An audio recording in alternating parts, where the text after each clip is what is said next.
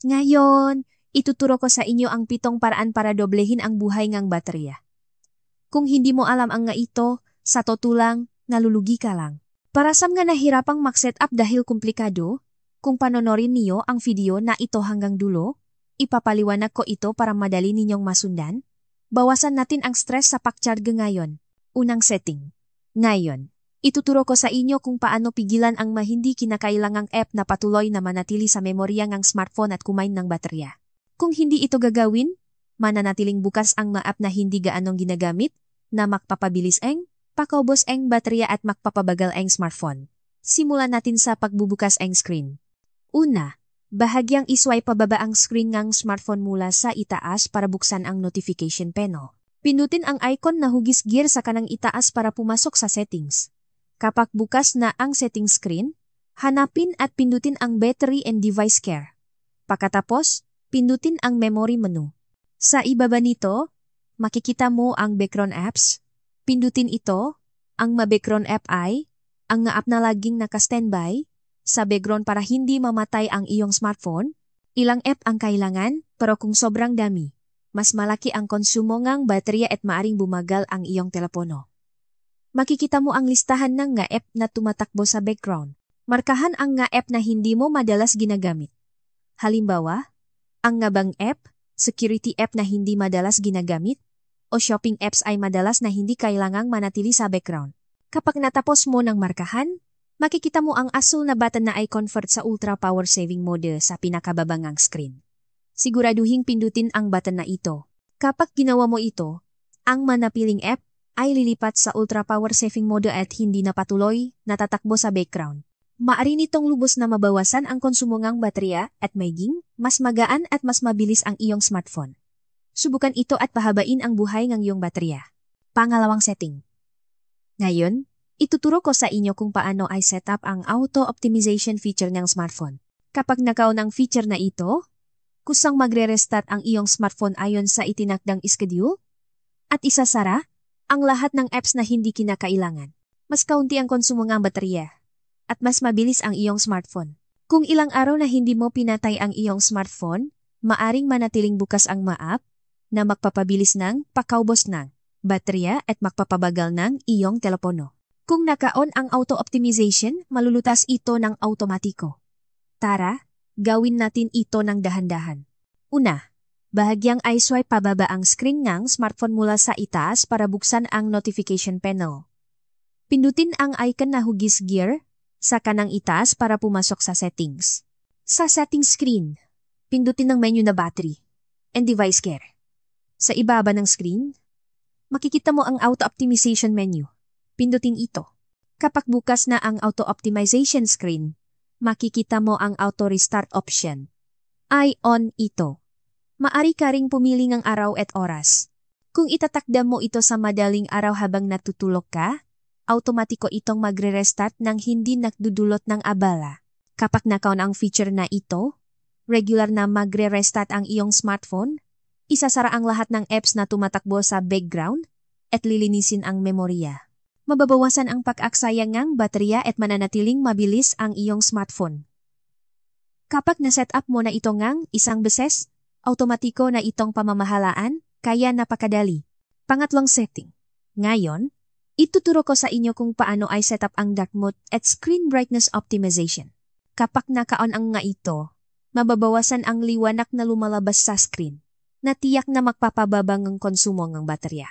At mababawasan din ang pagod ng mata, kaya mas comfortable itong gamitin para sa mga nakatatanda. Una, bahagyang iswipe pababa ang screen mula sa itaas para buksan ang notification panel. Pindutin ang icon na hugis gear sa kanang itaas para pumasok sa settings. Sa settings screen, hanapin at pindutin ang display menu. Dito, ang unang makikita mo ay light mode at dark mode. Piliin ang dark mode. Magiging madilim ang screen at magiging maliwanag ang titik, kaya mas komportable sa mata. At mababawasan ang pagkonsumo ng kuryente ng screen, kaya mas matagal ang baterya. At may isa pang mahalagang setting. Sa bahagi ng brightness, mayroong adaptive brightness option. Kapag naka-on ito, automatiko nitong i-adjust ang brightness ng screen ayon sa liwanag ng paligid. Mas maliwanag sa labas. at bahagyang madilim sa loop, kaya makakatipid ng baterya at comfortable sa mata. Sa simula, maaring medyo kakaiba ang screen, pero pagkatapos ng ilang araw, mararamdaman mo na mas komportable sa mata at mas matagal ang baterya. Pang-apat na setting, ngayon, ituturo ko sa inyo kung paano pigilan ang app na patagong tumatakbo sa background at kumakain ng baterya. Kahit na sa tingin mo ay isinara mo na ang isang app sa iyong smartphone, madalas itong tumatakbo pa rin sa likod. Kung automatiko mo itong lilimitahan, mas mapapahaba mo ang buhay ng baterya. Tara, gawin natin ito simula sa pagbubukas ng screen. Una, bahagyang iswipe pababa ang screen mula sa itaas para pumasok sa settings. Sa settings menu, pindutin ang battery and device care. Pagkatapos, pilin ang battery menu. Dito, hanapin ang background app usage limits option. Pindutin ito. Sa pinakataas, makikita mo ang switch na put unused apps to sleep. Siguraduhin ayaw nito. Kapag naka-on ang feature na ito, ang app na hindi mo madalas ginagamit ay kusang lilipat sa sleep mode at hindi na patagong tatakbo sa background. Mas makakatipid ka nga baterya. At sa ibaba, makikita mo ang nga item na sleeping apps at deep sleeping apps. Kung pipindutin mo ito, makikita mo kung aling ma-app ang itinalaga sa sleep mode. Kung mayroong app na hindi mo madalas ginagamit pero hindi pa rin nasa sleep mode, maaari mo itong idagdag dito ng direkta. Magandang ilagay sa sleep mode ang nga app na hindi kailangan ng abiso, tulad ng shopping, games, o news apps. Ang nga app na kailangan ng abiso, tulad ng Messenger o SMS, ay maaring iwanan lang. Maari mong pamahalaan ito ng selektibo kung kailan mo kailangan. Kung iset up mo lang ito, malaki ang mababawas sa hindi kinakailangang konsumong baterya. Mas tatagal ang iyong telepono at mababawasan ang stress sa pag-charge. Sa simula, maaring medyo bago ang menu, pero kung susundan mo ng dahan-dahan, kayang gawin ito ng kahit sino. Kaya subukan mo. Pang-5 setting. Ngayon, ituturo ko sa inyo kung paano makatipid ng baterya gamit ang power saving mode. Napakagamit nitong feature para sa mga madalas maubusan ng baterya at kailangang mag-charge ng ilang beses sa isang araw.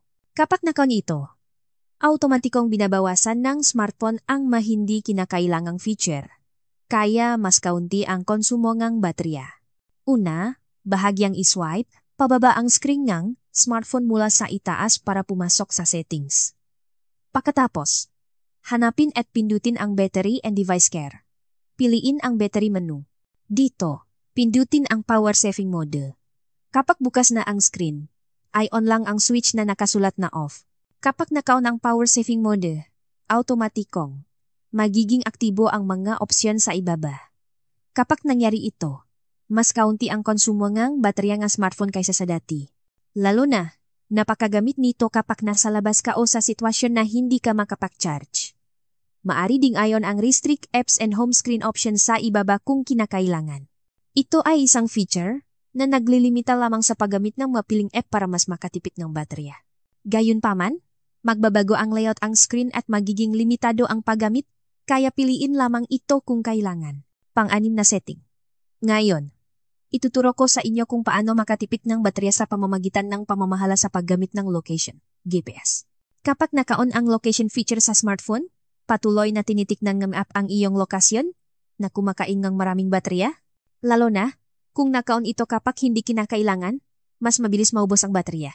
Una, bahagyang i-swipe pababa ang screen mula sa itaas para buksan ang notification panel. Dito, hanapin ang icon na nakasulat na location. Madalas itong hugispin ng mapa. Kung ang icon na ito ay asul, ibig sabihin naka-on ang location feature. Kung hindi kinakailangan, pindutin ito minsan para i-off. Sa ganitong paraan lamang, mapipigilan mo na patuloy na i-detect ang lokasyon na magbabawas sa konsumo ng baterya. Kung gusto mong mas detalyadong pamahalaan, pumunta sa settings. Pindutin ang icon na hugis gear para buksan ang settings app at hanapin ang location menu. Dito, kung pipindutin mo ang app permissions, makikita mo kung aling mga app ang gumagamit ng lokasyon sa isang sulyap. Kung ang isang app na hindi mo madalas ginagamit ay nakatakdang laging gumamit ng lokasyon, pindutin ang app at baguhin ito sa allow only while using the app Odeni. Kapag nasetup mo ito sa ganitong paraan, Hindi na patagong titiknan ng gaapang iyong lokasyon, kaya mas makakatipid kang baterya. Nakakatulong din ito sa privacy. Huwag mag-alala kung medyo bago ang setting. Pang-pitong setting. Ngayon, ituturo ko sa inyo kung paano makatipid ng baterya sa pamamagitan ng pagbabawas ng animation effect. Kapag nagpapalit ang screen o bumubukas ang mga apps sa smartphone, mayroong smooth animation effect. Maganda itong tingnan, pero unti-unti rin itong kumakain ng baterya at nakpapabagal ng smartphone. Kung babawasan ang effect na ito, mas kaunti ang konsumo ng baterya at mababawasan ang pagod ng mata.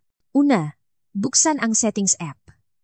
Kapag bukas na ang Settings menu, hanapin at pindutin ang Accessibility. Pagkatapos, pindutin ang Visibility Enhancements. Dito, makikita mo ang Remove Animations option. I-on ang switch na ito. Kapag naka-on ito, binabawasan nito ang paggalaw kapag nagpapalit ng screen, kaya mas mabilis magre-react ang smartphone at mas kaunti ang konsumo ng baterya. Napakaganda rin nito para sa mga nakakaramdam pagod sa mata o nahihilo sa pagpapalit ng screen. Sa simula, maring medyo simple ang tingin, pero pagkatapos ng ilang araw, mararamdaman mo na mas comfortable at mas matagal ang baterya. Bonus tip. Ngayon, ituturo ko sa inyo ang wireless power sharing feature. Ang feature na ito ay nagbibigay daan sa iyong smartphone na maging tulad ng isang power bank para mag-charge ng iba pang smartphone, wireless earphones, o kahit smartwatches. Lalo na, magagamit mo ito ng kapakipakinabang kapag biglang maubusan ng baterya ang pamilya, o kaibigan mo, o kapag naubusan ng baterya ang iyong wireless earphones. Tara, ay setup natin ito ngayon. Una, buksan ang Settings app. Kapag bukas na ang Settings menu, hanapin at pindutin ang battery. Depende sa version ng iyong telepono. Maaring nasa loob ng battery and device care menu ang battery.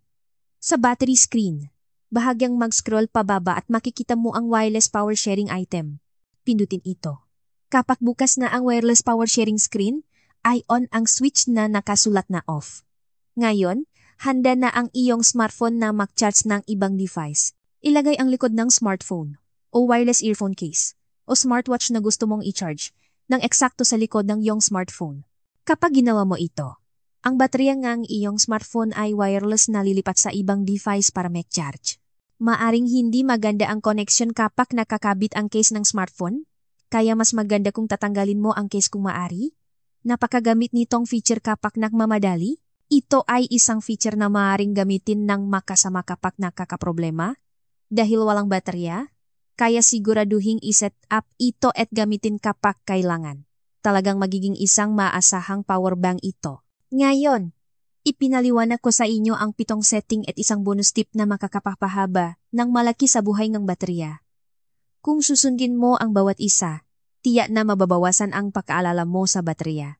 Lalo na, malaking tulong ito para sa mga hindi madalas makapag-charge o madalas lumabas. Habang nanonood kang video, maaari mong sundin ang bawat isa ng dahan-dahan at madali itong mababagongan kahit sino. Kung nakatulong sa iyo ang nilalaman ngayon, pindutin ang like at subscribe button. Kung mayroon kang karagdagang tanong o kailangan mong paksa, huwag mag-atubiling mag-iwan ng komento. Salamat sa panonood. Sa susunod, babalik ako na may kapakipakinabang na impormasyon.